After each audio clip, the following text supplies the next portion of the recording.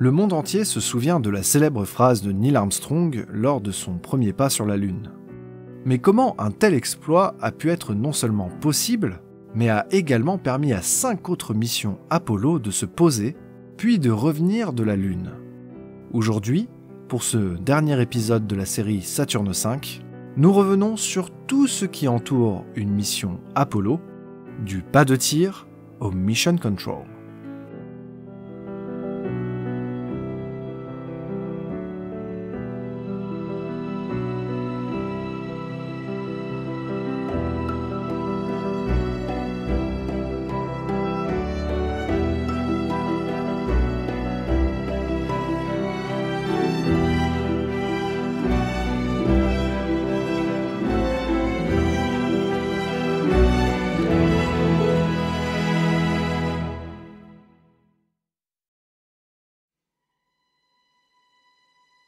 Dès le début des années 60, alors que le premier homme n'a même pas encore été envoyé dans l'espace, la NASA et le président Kennedy imaginent déjà un voyage vers la Lune.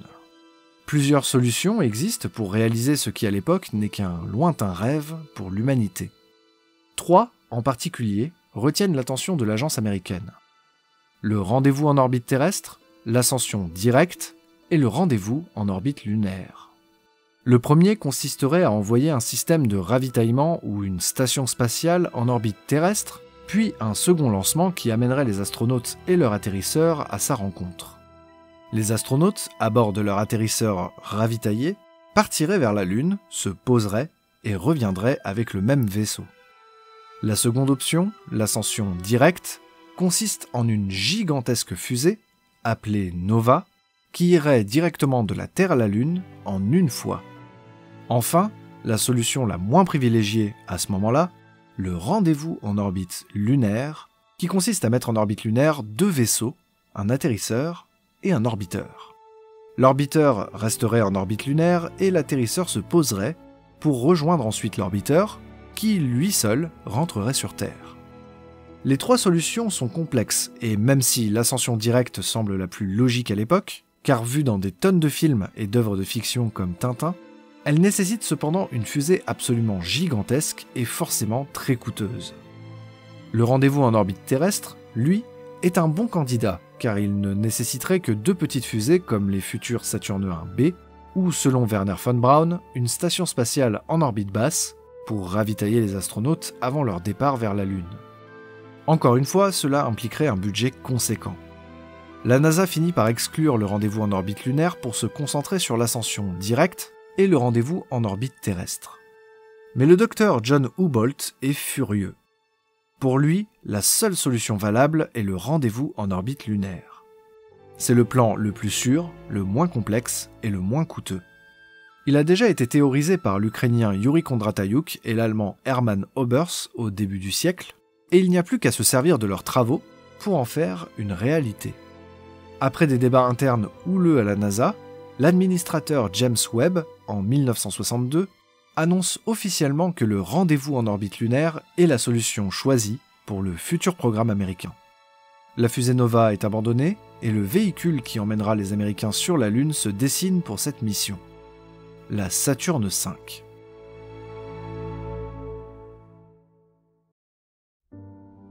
Alors que la conception des étages, vaisseaux et systèmes de la Saturne V est attribuée aux différents sous-traitants, il faut construire les infrastructures qui permettront d'assembler et lancer ce mastodonte à l'assaut de la Lune.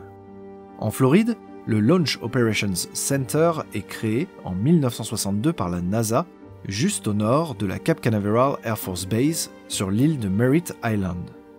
Contrairement à la base voisine, militaire, ce centre est la propriété de la NASA et dédié uniquement au programme Apollo. La structure la plus ambitieuse qui se construit dès 1963, c'est le Vehicle Assembly Building, ou VAB. Comme son nom l'indique, il servira à assembler les différents étages de la Saturne V avant le décollage. Il faudra 2 ans pour construire ce hangar de 160 mètres de haut et 158 mètres de large, en utilisant 50 000 mètres cubes de béton. Ces portes, les plus grandes du monde, font 139 mètres de haut et mettent plus de 45 minutes à s'ouvrir ou se fermer. À l'intérieur, il y a la place suffisante pour assembler jusqu'à 4 Saturn V simultanément. Dès sa construction, on veut qu'il puisse non seulement résister aux vibrations énormes des lancements de Saturne V à moins de 5 km de là, mais aussi aux violents ouragans qui frappent la Floride. C'est encore aujourd'hui le bâtiment à un étage le plus grand au monde. Pour le programme Apollo, la construction intérieure est achevée en 1966 et le bâtiment est fin prêt à recevoir les étages de Saturne V. Une petite extension, la Low Bay, haute de 64 mètres, sert à faire entrer les différents étages à l'horizontale avant de les hisser sur le reste de la fusée dans la High Bay. Après le programme Apollo, il servira également à l'assemblage de la navette spatiale à ses boosters et réservoirs externes et sert actuellement à la préparation de la fusée SLS pour le programme Artemis. Et à ses côtés, on conçoit le centre Média, un point d'observation pour les journalistes et les VIP, et surtout un point de déchargement pour les immenses barges amenant les étages de Saturne V de leur lieu de construction jusqu'au VAB.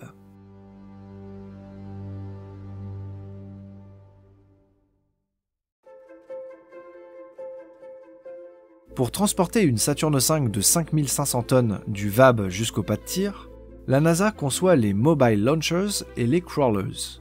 Le Mobile Launcher est concrètement la plateforme sur laquelle la Saturne V est assemblée, mais aussi lancée. La base, un carré presque parfait de 40 par 50 mètres et d'une épaisseur de 8 mètres, sert à supporter la masse de la Saturne V, mais également l'immense structure de lancement. C'est sur cette base que sont installés les Tail Service Masts et les Hold-Down Arms qui arriment fermement la Saturne V au pas de tir. Dans les 4 coins de la base, des pylônes hydrauliques permettent de se fixer au pas de tir à la fin du roulage et fixer à la base une gigantesque structure, la Launch Umbilical Tower, ou LUT, contient les ascenseurs, les escaliers et tous les systèmes pour charger les ergols dans les différents étages de la fusée. D'une hauteur de 115 mètres, on trouve à son sommet une grue et évidemment la rampe d'accès au module de commande, au bout de laquelle se trouve une salle blanche pour préparer les astronautes avant le vol. 3 structures comme celle-ci seront construites pour Apollo et serviront jusqu'à Apollo-Soyouz en 1975. Les plateformes de base seront ensuite transformées pour accueillir les navettes spatiales et les LUT, laissées à l'extérieur, subiront la corrosion et seront démantelées à tout jamais. Aujourd'hui, les bases qui ont servi à Apollo et aux navettes spatiales sont transformées pour désormais accueillir la SLS.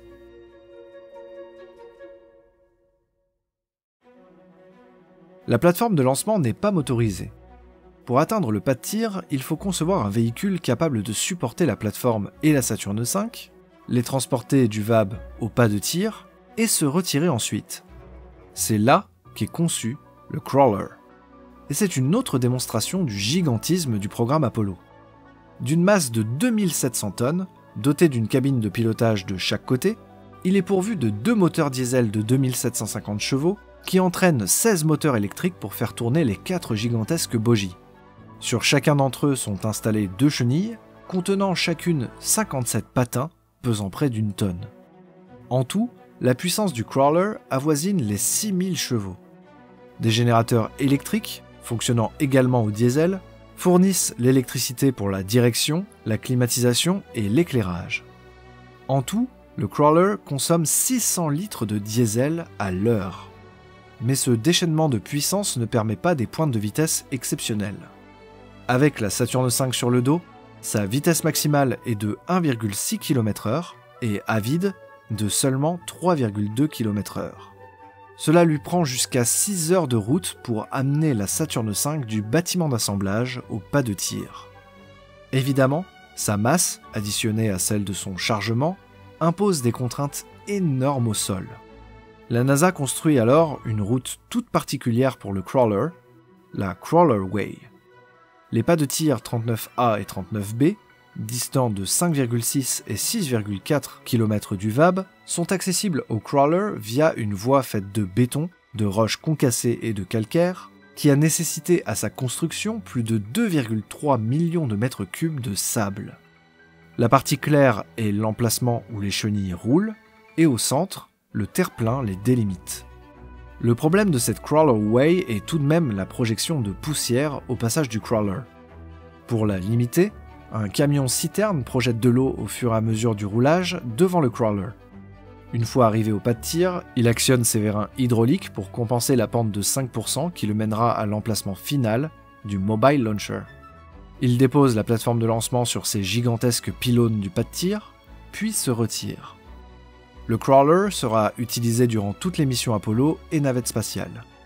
Après quelques modifications et améliorations, ses prochaines missions seront de transporter la SLS jusqu'à son pas de tir.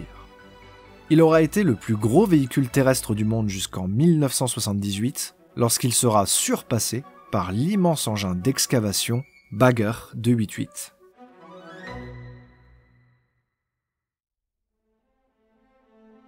Qui dit nouveau centre de lancement pour Apollo dit nouveau pas de tir.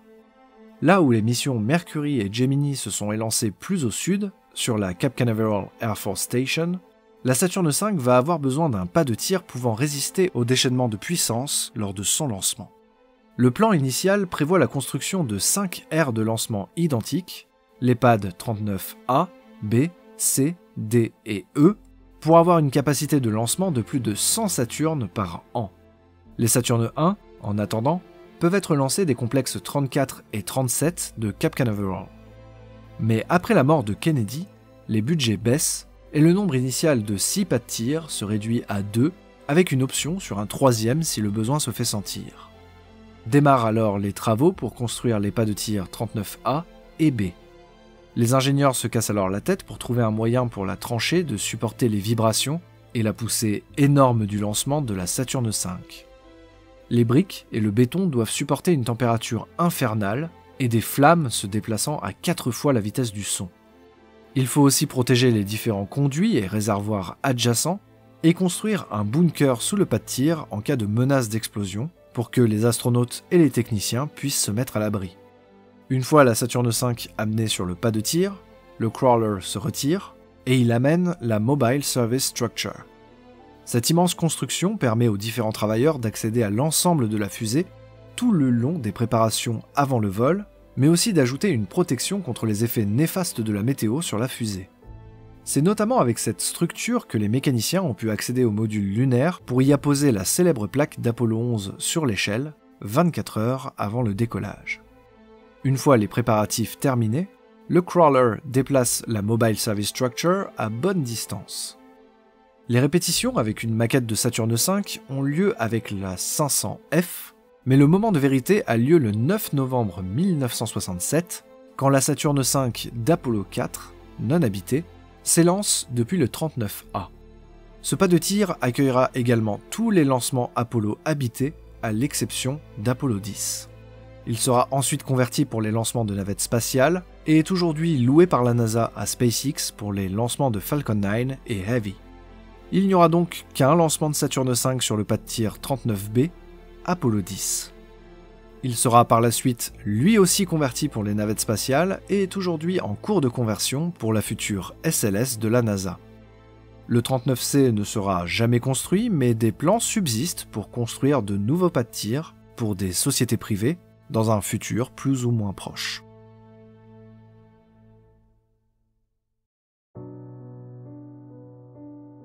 Une fois la fusée préparée au lancement sur le pas de tir, la Mobile Service Structure se retire. Les astronautes prennent leur petit déjeuner et enfilent leur combinaison dans le MSOB. Après les différents tests des tenues, ils se dirigent ensuite au pas de tir avec le van de transfert. Ils empruntent ensuite un ascenseur qui les mène à la salle blanche, où on leur retire leur sursemelle, et ils embarquent à bord du module de commande. Une fois les portes de la capsule et de la tour de sauvetage fermées, la rampe se retire. La supervision du décollage se fait au Launch Control Center, un bâtiment collé au VAB. De là, les contrôleurs sont responsables de toutes les procédures et de la bonne tenue du vol jusqu'au moment précis où la Saturne V dépasse la tour de lancement.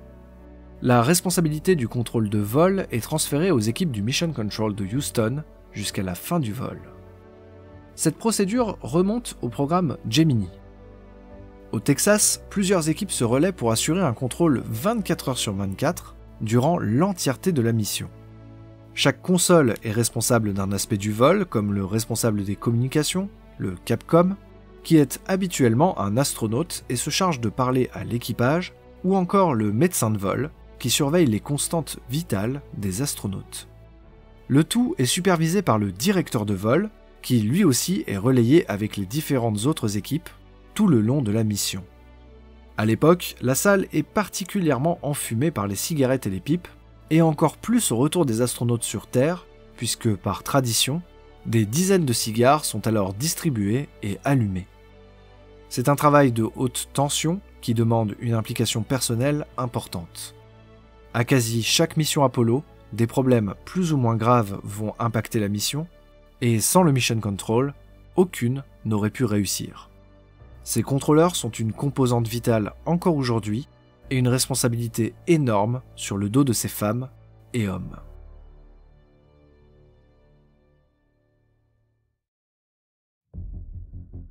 Pour assurer une communication constante avec les astronautes, et en l'absence de satellites de relais autour de la Terre, la NASA déploie les grands moyens. En plus de stations au sol placées à différents points du globe et des navires dans l'océan, comme ce fut le cas lors des programmes précédents, on place même des avions chargés d'envoyer et recevoir le signal entre Houston et la capsule. On crée d'ailleurs un avion particulier pour servir de station d'émission et de réception mobile, l'ARIA. L'Apollo Range Instrumented Aircraft est une version modifiée de l'EC-135N. Son nez, assez inhabituel, renferme une antenne d'un peu plus de 2 mètres de diamètre, émettant en bande S unifiée, qui peut se mouvoir sur plusieurs axes. Également, grâce à cet échange de données et l'effet Doppler, on peut alors déduire de façon très précise la position, mais aussi la vitesse du vaisseau Apollo. 8 Arias sont conçus et 4 d'entre eux sont équipés d'un pod LOTS, une caméra permettant de prendre des images incroyables du vaisseau au décollage ou lors de la rentrée atmosphérique. Ces avions seront utiles dans des zones non couvertes par les navires et stations au sol durant le programme Apollo, mais également Skylab, Pioneer, Mariner et certains lancements militaires, avant l'arrivée notamment des satellites TDRS qui prendront le relais.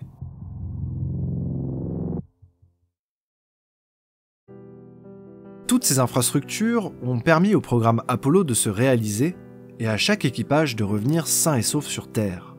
Tous ces systèmes et technologies font partie de l'énorme budget qu'une agence spatiale doit avoir pour réaliser un tel programme.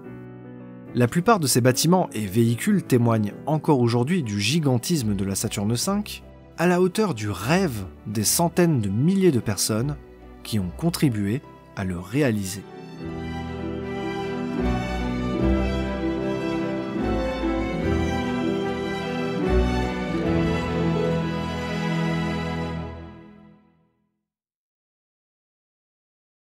J'espère que cette partie finale de la série sur la Saturne V vous aura plu.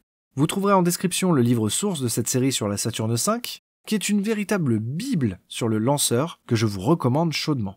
N'hésitez pas également à aller voir WikiArchive et le site wikiarchive.space, site non lucratif que j'ai créé, sur lequel vous trouvez un bon nombre d'archives des missions Apollo et de la Saturne V. Allez, on se retrouve dans 2 semaines pour un nouvel épisode de Stardust, et peut-être le début d'une nouvelle série. Ciao!